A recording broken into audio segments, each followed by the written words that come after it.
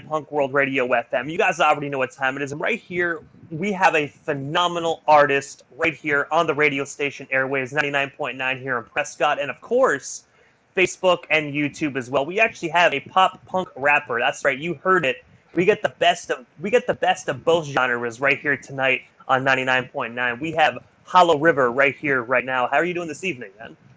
I'm doing great. I'm really happy to be here. I've never done an interview like this before. This is like my literal first kind of like face-to-face interview with somebody. So I'm stoked. I'm just happy to be here. Yeah, man, for the longest time, like early on in my career, man, my previous radio station, I only did just like regular telephone where like you're just on like an audio line. But like everybody was like, man, we want video. So I mean, like, I was like, all right. I started a new station. I'm doing a new genre. Let's give the people what they want. Let's do video. I love it. You know, and everyone's got a video set up now. After something happened 3 years ago, totally block it out. Don't remember what it was, but now everyone's got a video set up, so it makes things a little easier. Yeah, I think I was the only radio station actually doing interviews over an audio line. People were like, "Dude, like, did you come out of a time machine out of the '90s?" I'm like, "No, dude, like." But I know you're a busy guy, Hal, so of course I'm not going to keep you too long this evening. But as I mentioned during the intro to this interview, you are actually a pop punk rapper. I was wondering if you can actually just tell us a bit more about your very unique and extraordinary style, and of course, what ultimately actually made you decide to pursue a career within the music industry initially. So I can I answer the second one first and then get to the first one? Oh, definitely. Whichever order you like. Yeah, so I started playing music when I was younger. I was in like the third grade. I started playing guitar, and then I got really into it like a little bit before high school.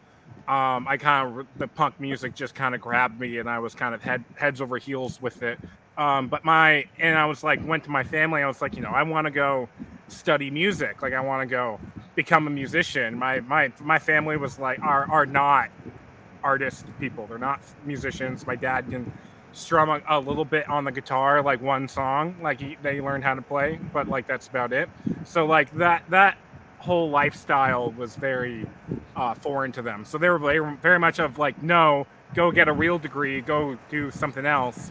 So I ended up actually doing a little bit of a pause on the music side of things during my early 20s. I went and got a creative writing degree from the University of Ottawa. I spent a bunch of time there, which was really great. And I got really good. And that's where I got a lot better at the writing part and the vocabulary, and as I was just the doing the words part.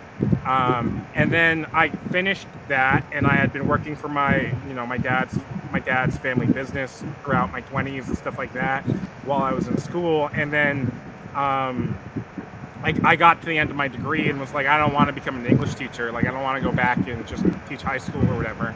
And so I went to my parents and I was like, I would like to pursue music this is my time to pursue music. But it's still itching at me, and I want to give it a shot while I'm still young. And in a total 180, they were like, yeah, we're behind you. Like, you worked your ass off throughout, until now, and we believe in you. So I was able to make a change in my early 20s to get into the music side of things, and I was really lucky for that support from just my family and stuff. But that ended up eventually leading me to Berklee College of Music down in Boston, which is where I'm based out of now. And that's how I ended up becoming fusing the kind of the punk world with the rapping part, because and it was just a teacher of mine. It was like a songwriting mentor. It was like, you're putting way too many words into these songs, man. Like you have too many syllables. No one can understand what you're saying. And his literal words were, you need to drop some of the syllables from your melody to make sure that people can understand what you're saying. And I was like, but I like words. Like, I have a creative writing degree and stuff like that. So instead, I dropped the melody instead of dropping the syllables. And that's how I joke, I accidentally became a rapper. And it just kind of really resonated with people. It's just kind of a brutally honest, expression of what I was thinking at the time. And it was just a little bit more unrestricted, because you can, I feel like I can say all the things that I want to say, and I don't have to limit myself of being like I only have this many words. Like I have as many words as I want, you know. And I was really lucky for that feedback from that mentor of mine. Yeah. And also as well, because obviously you mentioned how like you were in Ottawa for a while. Now you're based out of Boston. Obviously, like you're Canadian going to America. The one thing I have to ask, man, I guess in a way this is kind of kind of like a personal question that I want to ask you. But like, how did the Americans out there actually like accept you being Canadian out there in Boston? Because I've heard stories of Canadians transitioning to the States, and sometimes they're not very accepting. Yeah, I have a little bit of a leg up that way because I'm like a little bit of a mutt. Like I have my actually, like I have my 2 passports right here. Like because I'm a dual citizen, so I was born in Canada and I actually grew up in New Jersey from like grade 2 until grade 7, and then I moved back to Canada for high school and stuff. So like, and most of my extended family are all living in New Jersey. So like I understand the American culture better than a Canadian would, but I can cross, I'm yeah. So it's just like I'm not just thrown off by the cultural differences because as close as similar as the places are, there's very big differences when you go there, and just like similar to just like you're in Canada, like you go to someone's house, you take off your shoes. You go to the States, you don't take off your shoes, you keep your shoes on when you walk into their place, and that's just like a thing. And like just like being able to know some of those things ahead of time, just be like I can fall under the radar a little bit. And I'll even when I go to the States, I'll avoid certain words. Like I don't ask for a pop, I ask for a Diet Coke. Like I avoid soda because if I say pop, they're like, you're not from here. And I'll just like avoid that altogether. I'm like Diet Coke. But for the most part, like everyone's treated me really great, especially in the Boston scene. Like, especially Berkeley specifically has people from all over the world. It's like an international community. Like I don't know, 40% of their students are international or something. So not only did I meet other Canadians while I was at school, I like met people from all over the world, which is really great. And also as well, on June 22nd, excuse me, sorry, on June 22nd of 2017, you actually had the opportunity to perform at the iconic Ottawa, Ontario venue by the name of Live on Elgin. I was wondering if you can actually just tell us a bit more about that opportunity, and of course, can you tell us a bit more about that night in particular? I'm thinking which night.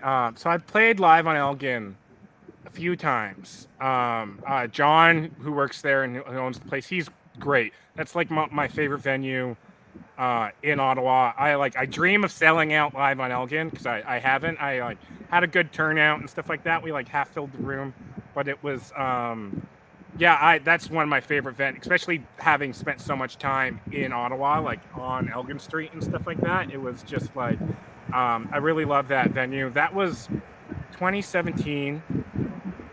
I would have come up with my drummer. No, that would have been 2017. That was a long. I'm spacing on which time that was that I came back. But there was a time that I came back by myself, and I played some shows. And then there was a time I came back with my drummer, who is his name's LJ Trotta. I met him through Berkeley. He lives in Virginia most of the time. He came back. He played Hamilton, and he played Live on Elgin in Ottawa with me. And it was just. Man, I love that city a lot. I miss that place. It was really hard to leave. So it's always nice to go back. Sorry, I don't know if that answered your question or not. Oh man, it's all good. Like I live about 45 minutes from Ottawa, man. So I've been to Live on Elgin actually just once. With my previous radio station, I got offered to do press actually for one of the shows, and I mean. The entire establishment, man, was absolutely phenomenal. Like, when you actually work there as press, or if you're an artist, they treat you like a god. Like, they would, cater me to, drinks and food, and I'm like, damn, dude, I'm just here taking photos, but I'll take the whiskey. Yeah. No, they're really great there. And it's really, Ottawa has a lot of really amazing artists, like local artists, and they need places like that so that they can get to an audience and stuff like that. The problem, like, we need to give those places all the support that we can give. And also, I'm very familiar with where Prescott is because I used to the job I used to do is I used to sell beer as a beer rep, and Prescott was in my territory. I did all the small towns outside Ottawa, so I used to like call on your LCBO all the time. Yeah, we have such a tiny LCBO. I mean, like, you go in and there's like 3 tiny little aisles, but I don't need to tell you. You already know. Such a small. Oh yeah, no, I was aware. The manager there didn't like me very much, but he would occasionally put on some of my products, and that was good. That was good. I think it's just because it's like small town, and then like the city folk are coming in. I think that the small towns get territorial. Like me, I'm a city guy, and I moved to a small town, so I did the automatic reverse. And some people aren't that nice to me around here because I'm not from here. They can look right at me and be like, "You're not from here, are you?" I'm like, "Nope." Yeah. Yeah, no, I just like it because it's quiet, man. It's the very beautiful part of the world there. Like you go to those parts of Canada, and you can forget that the rest of the world doesn't look like that. And you're like, yeah, everywhere it's supposed to be lakes and trees and fields and just nice stuff. Like. And also as well, man, I actually saw currently on your link tree that you actually have a fundraiser going on for Movember, where for every $500 donated, you'll actually walk 5K. I was wondering if you can actually just tell us a bit more about this fundraiser, and of course, how can we actually go about donating? Oh, amazing! Thank you so much for asking. This is one of the best things I get to do every year. So I've been participating with Movember for almost 10 years. I think me and my community have raised like about $12,000 over that time. I don't know the exact number anymore, but basically, Movember supports men's health causes. So they started with prostate and testicular cancer research, and they expanded their focus into mental health resources for men who have been largely. It's really hard. The male suicide rate is really high. It's really hard to convince men with all the toxic masculinity things, telling us to keep quiet and be strong, and people try to be strong and too long until it kills them. And that's the part of the cause that I really gravitate towards, because I deal with lots of mental health issues and things. Like I have depression, I have a number of anxiety disorders. I had insomnia for a number of years, which was awful. I'm lucky I'm much better on that front. But yeah, and so this gives me an opportunity to give back. And so the fundraiser normally just goes in November. I have the page kind of extra open right now because I do the walks with my dog during the summer specifically. So I'll raise the money, and the end goal is at the end of November. This year it'll be $5,000, but then I'll for every $500 I do a 5K walk, and I bring my dog with me, and we go up to the cottage for a nice walk. It's great. So last year we raised just under $3,500. So I rounded up on the walks because we had just missed it. So I'm doing 7 walks. I just completed walk number 5 last week. Got 2 more to do with my pup before I go back to Boston. So,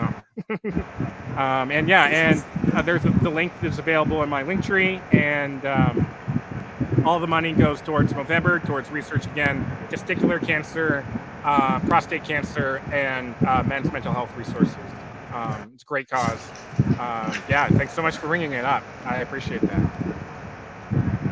And also as well, you are actually an owner of your own production company called Pineapple Tree. I was wondering if you can actually just tell us a bit more about your production company, and of course, how do other artists actually go about inquiring about your services if they are actually listening to this interview? I guess I have a production company in the sense that I have a logo for a production company. I don't know where it is right now, but it's just basically what I do all my work under. So the artist thing is like a dream come true, in the fact that I'm putting out music and people are gravitating towards it. But my first job was like I was at Berkeley and I was going to be like a engineer. I was going to do recording and work on other people's records, and that was where a lot of my work came from. Before a year ago, I would be hired to track a record, produce a song, mix vocals, mix a song. Like that was kind of like my bread and butter for a really long time. So I did that work under my Pineapple Tree Productions, which is kind of like a weird nod to like a Mariana's Trench song, like a big Mariana's Trench fan. And there's a record that they have where there's a line that says, "This is just the part I portray." And I have a buddy of mine who misheard it for months on end and went, "I don't get that line. This is just a pineapple tree?" It's like, no, this is just the part I portray. And so I just kind of like took that and then used the misheard lyric and named my company after it. But yeah, I do, if you are a singer-songwriter, I work in lots of genres, and I especially am right now looking for lots of mixing work. Like my time commitment is being spent on myself, which is neat. To kind of be able to be the artist that you're working for. I guess that's like the dream for a lot of engineers. Not all engineers, but lots of them. But I always love getting in and getting a chance to mix a tune, just getting the tracks and making it sound as good as possible. So you can reach me through my Instagram, or I should have a website up and running soon, but I do not. I think it's just like a filler website. I've like claimed the domain, and there's like a bad website there right now. It happens, man. Honestly, I've built a lot of websites before, and if you choose like just a slightly like the wrong domain, the domain's available, but sometimes the site that goes to it is like, oh god, what did I do? Yeah. But also as well, April 19th of 2023, you actually released the amazing 4-track EP titled Back Bay Dropout. I was wondering if you can actually tell us a bit more about this EP, and of course, do you actually have any hard copies available that we can actually be purchased today? No, there's no hard copies, and there likely will never be hard copies due to some ownership issues. But which is unfortunate. But I'm very proud of the project. I own half of the masters, so it's not like I own all my publishing, so it's not like I'm like wrote these songs and I don't have anything. But it's likely there will not be any physical copies, unfortunately. But I'm really proud of these songs. They're kind of like the last couple songs that I wrote during my time at Berkeley when I was deciding that like it was time for me to leave without getting my degree. And I had been there for 4.5, 5 years. Like I had done, it's not like I had dropped out, like I flunked out or something like that. But I had gotten to a point where I had finished both of my programs. I did a songwriting program, and there's a music production and engineering program that's held in very high esteem there. And I finished both of my programs, but I had a couple semesters of jazz guitar on the table. And I was like, well, I'm planning to make punk music for the rest of my life, so I'm not exactly sure why I would stick around for these and pay all this money, especially when it looks like there's a market for the thing that I'm doing. I'm going to go give that a try. And so that's where the title comes from. It's like Back Bay Dropout. It's just like that's the Back Bay is the neighborhood where Berkeley is. Sorry, I'm just like I think I'm as if that's a thing that everyone knows. I'm just like it's not. There's the Back Bay neighborhood in Boston is where Berkeley is. It's right next to the Fenway Park and stuff like that. It's actually where they had the Boston Tea Party was originally, because the whole place was like the bay of the ocean, and they like filled it in with like sand and concrete and stuff like that, and like made a neighborhood, and it's now the Back Bay. And that's where Berkeley is. So it's the Back Bay Dropout. It's just like I was, a nod to that point of my life and closing that chapter, basically. And yeah, I love those songs a lot. Like they're a lot of fun to play. I wrote some of them for like assignments at Berkeley. Like there's one aspartame in particular. There's a very famous assignment at Berkeley in the songwriting department. It's Pat Pattinson. He's like he wrote like there's this blue lyric book. Like about. It's called Writing Better Lyrics. It's a book that you can read and anyone can go buy it, and it's like considered like the holy grail of literature on how to write good lyrics. And he teaches at Berkeley, and you can take class with him. And if you get into the advanced lyric writing class, which is like the 3rd level or whatever, he makes you do this rap assignment. And it's like, everyone has to do the rap assignment, whether you're a rapper or not. I was already had some practice in rapping before I got there, so this is my chance of like, I was like, I want to like do my absolute best. I want to impress Pat, and Pat called it the perfect song, which was like, he doesn't say things like that very often. He always has some kind of problem. So that like made me really, really happy. I'm gonna take that like to my grave, that compliment. Like, but yeah, and so that was just. I'm very proud of that work. I wish we could print copies at one point, but who knows? We'll see. We'll see what happens. And also as well, on July 14th of 2023, so literally just last month, you actually released your most recent single titled Change. I was wondering, what is the story behind this phenomenal single? And of course, where can we actually buy or stream it today? So you can buy it on iTunes and Bandcamp. But before this interview goes live, I will need to go and put it on Bandcamp because I'm realizing that I haven't done that yet. I'm independent once again, so I have to do some of those things myself. I'm realizing I didn't. It's not up on Bandcamp, but it will be. And yeah, I am again really proud of this single. It was like we went and it's the first one. I'm releasing an EP in the fall. And this is the first single off of that kind of run of tracks.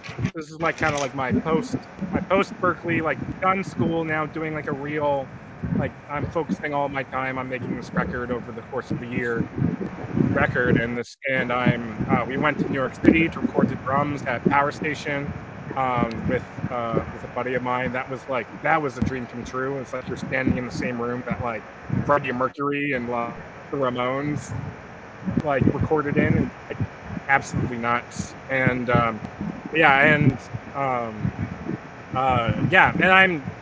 single is, there's a lyric video. It's on YouTube. There's a regular music video that we got done that's super great. I don't know if I can afford to do another one that great. It's probably going to be DIY on the next one, so go check out that one. And it's just a little bit of an angry tune for summer. It's just, I had it's a song about kind of like a friend breakup, going through having someone that you care about really deeply and realizing that you've grown apart, and that you need to move on and make room for people who are going to treat you right and respect you. So that's what the song's about to me. It's definitely a much angrier song than I'm used to performing. So it's I feel like I have to do like a little asterisk beforehand every time I play it. I'm like, I'm not this angry. I swear to God, I'm a nice guy.